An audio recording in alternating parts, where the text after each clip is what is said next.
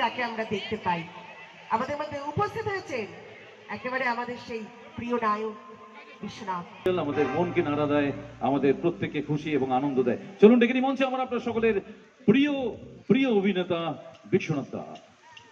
আজকে আমন্ত্রিত বিশেষ অতিথি Biswanath Basu, please welcome on the stage Biswanath Basu.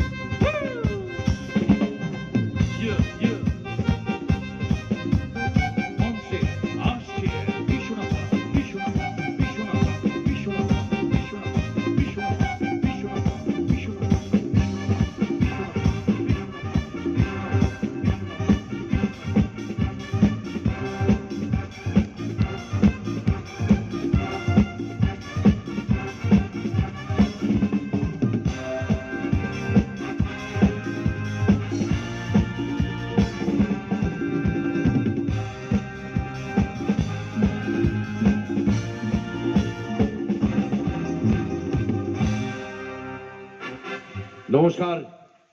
সবাই বলে যে আমার এখানে এসে খুব ভালো লেগেছে। তো আজকে সরস্বতী পুজোর রাত্রি, আর আমি আসছি আমার দেশের বাড়ি থেকে। আমার দেশের বাড়ি এখান থেকে মাত্র 30 কিলোমিটার দূরে, বসিরহাট মহকুমার বাদুড়িয়া থানার অন্তর্গত আরবেলিয়া গ্রাম। সেখানেই আমি বড় হয়েছি, সেখানেই আমার বেড়ে ওঠা। তো আর বামনগাছির সঙ্গে আমার অনেক বছরের সম্পর্ক। তখন তো আমাকে কেউ চিনতো না, তাই আমার বন্ধুরা থাকতো আর আমি প্রায়শই আসতাম। আমার দুই বন্ধু, তাদের বাড়ি, ট্রেন থেকে নেমেই আমি ওদের বাড়িতে চলে যেতাম। এবং তারপরেও আমি অনেকবার এসেছি বামনগাছিতে। বিভিন্ন রকম আমার বন্ধু ছিল এখানে আইসি। আমার স্ত্রীর 30 বছরের জন্মদিন হয়েছিল বামনগাছিতে।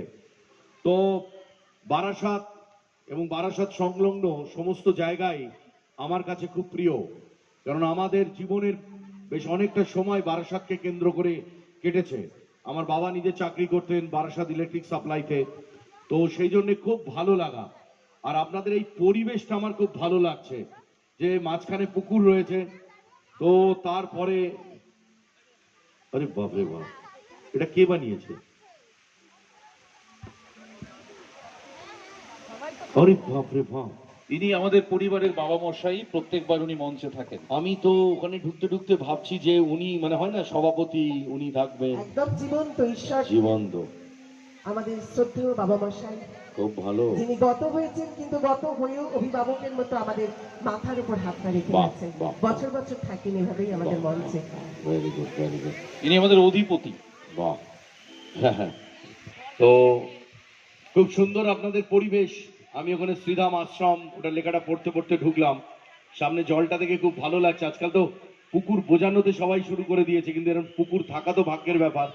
মাঝখানে ফোয়ারাটাও খুব সুন্দর, মানুষও খুব সুন্দর। তো আপনাদের নিশ্চয়ই ভালো লেগেছে, কারণ সিনেমার পর্দায়, টিভির পর্দায় যেরকম দেখেন, সামনে থেকে কিন্তু আমি একটু দেখতে সুন্দর বেশি। হ্যাঁ, যেমন টিভি দেখে আমার মোটা কোদা টাইপের লাগে আমাকে, সিনেমা টিনেমা দেখি এরকম একটা চেহারা। আর আমি তো সামনে থেকে, হ্যাঁ আমি তো নায়ক হতে এসেছিলাম।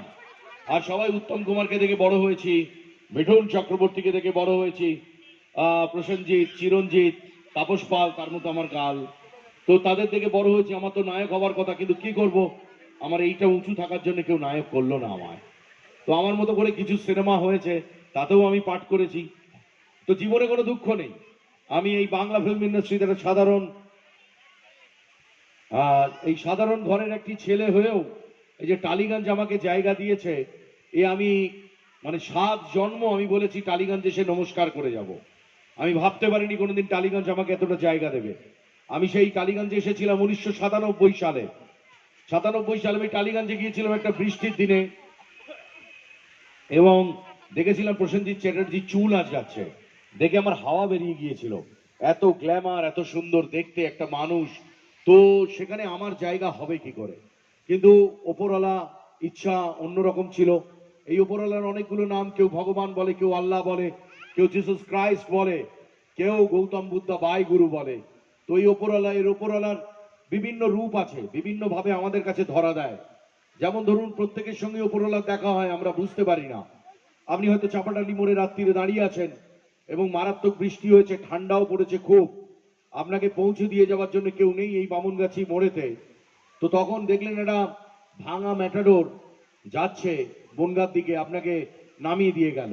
ওই যিনি চালাচ্ছেন উনি কিন্তু ভগবান নন, কিন্তু ওই যে টাইমিংটা যে পৌঁছে যাওয়ার, তো সেটা কিন্তু ভগবানের তৈরি করা। ও আচ্ছা আচ্ছা, যাচ্ছি। ও হ্যাঁ হ্যাঁ, আরে বাপরে বাপ, কাকিমাদের দেখতেই পাইনি। আমি যাওয়ার সময় দেখলাম তো। আবার ধরুন, আপনার রক্তের দরকার, বা আপনার ভগবান না করুক পরিবারের কারুর কিডনির দরকার, আপনাকে সেটা দিচ্ছে কোথা থেকে? কল্যাণী থেকে কেউ দিচ্ছে। তার মানে শরীরের সঙ্গে যার মিল আছে সেটা দূরে কোথাও বসে আছে।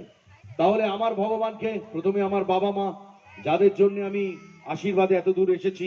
আমার বাবা দীর্ঘদিন আগে এই পৃথিবী ছেড়ে চলে গিয়েছেন। তিনি ওপরে গিয়ে নিশ্চয়ই বলেছেন যে আমার ছেলেটা এত চেষ্টা করে, একটু দেখো না যদি কিছু করে দেওয়া যায়। আমার মায়ের আশীর্বাদ, এবং তার সঙ্গে এখন রাত্রিবেলায় ঠিক 8টা বাজে যারা আমাকে কয়েক মিনিট সময় দিয়েছে এবং আমাকে এখানে নিয়ে এসছে এবং আমাকে দেখতে চেয়েছে, তারাই আমার সংসার চালায়, আমার সন্তানকে খাওয়ায়, আমার পরিবারকে রাখে, তারাই আমার ভগবান। তাদের পায়ে আমি প্রণাম করি। আমি এই কথাগুলো বললাম, মিথ্যে কথা বললাম না। আমি মিথ্যে কথা বলি না, কারণ আমি যে রোজগারটা করি তার জন্য আমাকে মিথ্যে কথা বলতে হয় না, বুঝেছেন কাকিমা? আমায় মিথ্যে কথা, আমি এমনি রোজগার করতে পারি, আমার জীবনে কোনো অসুবিধা নেই। হ্যাঁ জেঠিমা, কিন্তু আমি একটু মিথ্যে কথা বলি, এক জায়গায় বলি, আমার বইয়ের সঙ্গে বলি। ওই জায়গায় না বললে কিন্তু হবে না, সব বলতে হয়। বলুন তো আপনি, বলেন কাকুর সাথে সব সত্যি কথা। এই যে টাকাগুলো নিয়ে নেন পড়ে গেলে, আর বলেন মা কালীর দিবি বলছে, আমি তো টাকা নিইনি। তো সেই জন্যে অনুষ্ঠান শুরু করব গান দিয়ে। এক সময় ভেবেছিলাম যে যদি সিনেমাতে কিছু না হয়, সিরিয়ালে কিছু না হয়, তাহলে গান গাইবো। কোথায় গাইবো? গাইবো হোটেলে, গাইবো বাড়িতে, গাইবো মঞ্চে, গাইবো। আর কার গান গাইবো? আমি যখন বড় হয়েছি তখন কোনটি শিল্পীদের সময় গৌতম ঘোষ, কিশোর কুমারের গান করেন, আমার বন্ধু জোজো, উষা উত্তুপ, আশা ভোসলের গান করে, মোহাম্মদ আজিজ জি, মোহাম্মদ রফি সাহেবের গান করতেন, কুমার শানু নিজে কিশোর কুমারের গান করেন। তো সেই জন্য আমি ঠিক করেছিলাম কুমার শানুর গান গাইবো। ফাংশনে সংসার চালাতে হবে, ভাবতেও পারিনি কোনোদিন সংসার হবে, তো ইচ্ছা তো ছিল, তাই গান দিয়ে অনুষ্ঠান শুরু করছি। গান খারাপ হলে কারো ঢিল মারার দরকার নেই, আমাকে মারধর করবেন না, কারণ আমার দুটো ছেলে আছে বাড়িতে, একটা 14, একটা 9 বছরের পুরনো বউ আছে, ওরও একমাত্র স্বামী আমি, বুঝতে পেরেছেন? তো গান দিয়ে শুরু করছি। গান তাদের কি বলছেন দাদা? চশমাটা খুলে ফেলতে বলছেন? এই সব জায়গাতেই তাই বলছে।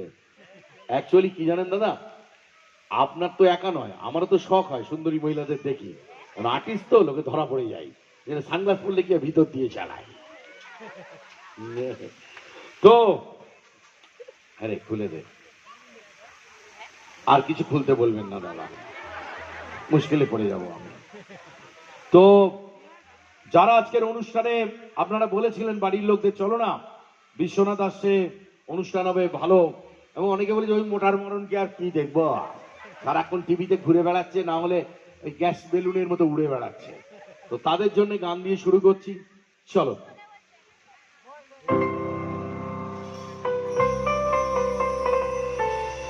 ওইটা সাউন্ড, ওইটা ভালো করে করবে, নাহলে বিসর্জন দেবো।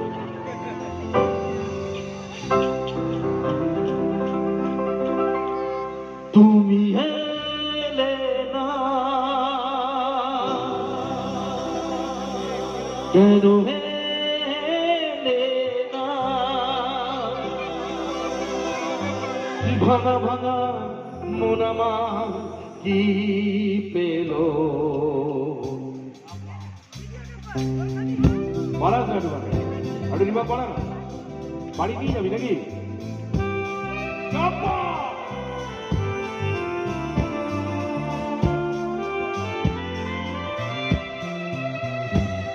তুমি এলে না কেন, এলে না ভাঙা ভাঙা মন আমার কি পেল। এই শ্রাবণের সন্ধ্যাবেলা এ মাঝেরও রাত্রিবেলা তুমি এলে না, কেন এলে না?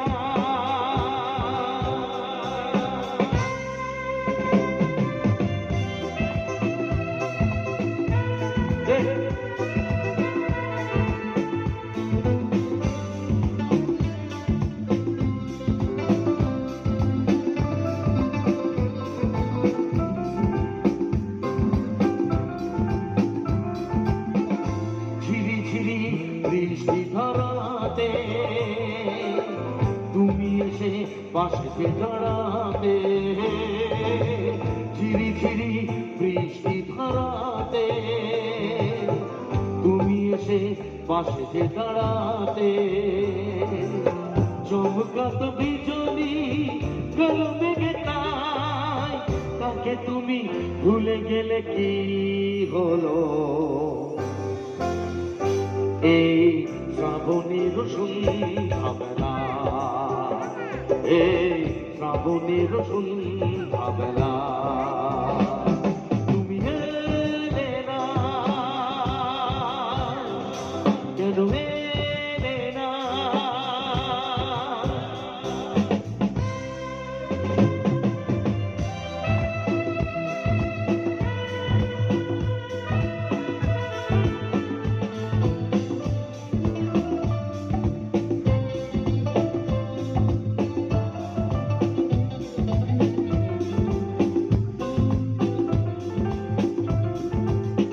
আজও আছে সেই সে ভরসা, মনে শুধু এই যে ভরসা, আজও আছে সেই সে ভরসা, মনে শুধু নেই যে ভরসা।